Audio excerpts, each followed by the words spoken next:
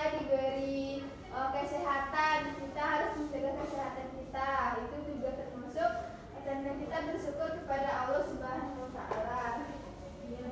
Bersyukur secara lisan dengan mengucapkan alhamdulillah, tadi seperti bilang. Terus bersyukur secara hati, yaitu mengakui dan menyadari sepenuh hati bahwa nikmat berasal dari Allah Subhanahu wa Ta'ala. Selanjutnya, bersyukur secara perbuatan, yaitu dengan cara menggunakan nikmat tersebut untuk beribadah kepada Allah. Jadi, jika nenek ibu sudah diberikan kesehatan oleh Allah Subhanahu wa Ta'ala, jadi pergunakanlah kesehatan anak ibu itu untuk melakukan kegiatan beribadah, contohnya pergi sholat ke masjid. Oke, masuk. Ya, masuk. Disuruh masuk.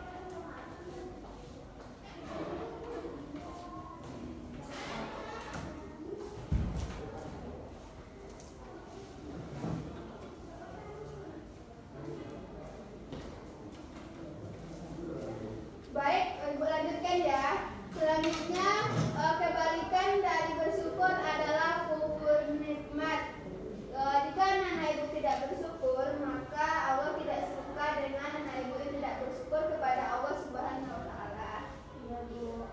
Selanjutnya ada firman Allah dalam surat Al-Ibrahim ayat 7 yang berbunyi, Bismillahirrahmanirrahim. La in syakartum la azidannakum wa la in kafartum la inna azab lasadid. Yaitu artinya, sesungguhnya jika kamu bersyukur, niscaya aku akan menambahkan nikmat kepadamu. Tetapi jika kamu mengingkari nikmatku, maka pasti azabku sangatlah berat. Jadi dalam surat ini dia menjelaskan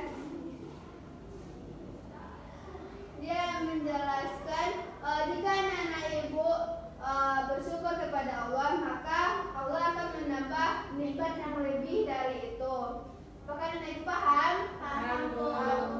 Terus selanjutnya, jika anak ibu tidak bisa bersyukur kepada Allah, maka Allah akan memberi azab kepada anak ibu. Allah tidak suka kepada orang-orang yang tidak bersyukur.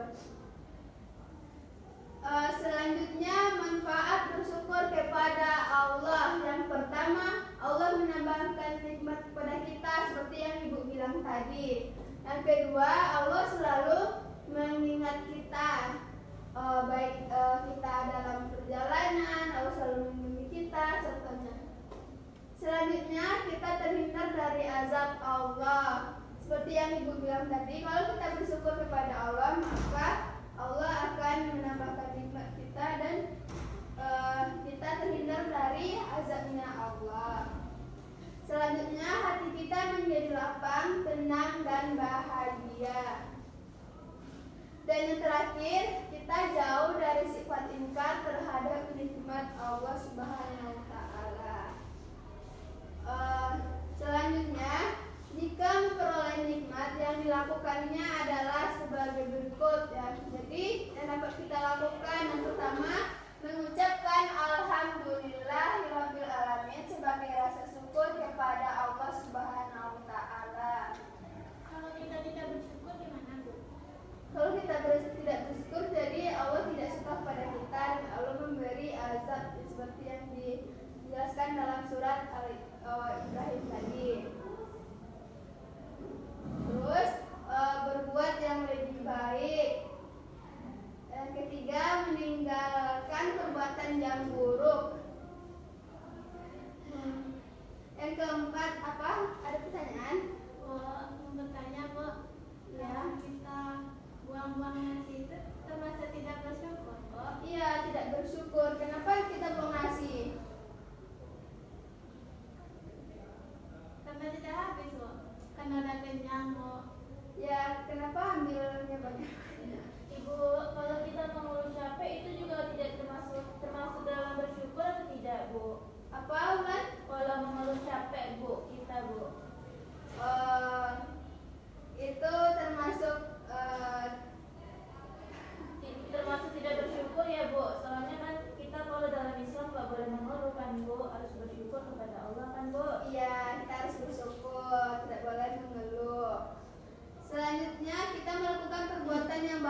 kepada sesama seperti teman dan orang lain yang ada di sekitar kita. Dan terakhir, bersedekah kepada orang lain yang tidak mendapatkan nikmat, seperti contoh nenek ibu mendapatkan uang jajan lebih dari orang tuanya. Terus anak-anak ibu kasih uang jajannya sedikit kepada teman yang tidak punya uang jajan. Apakah anak ibu pernah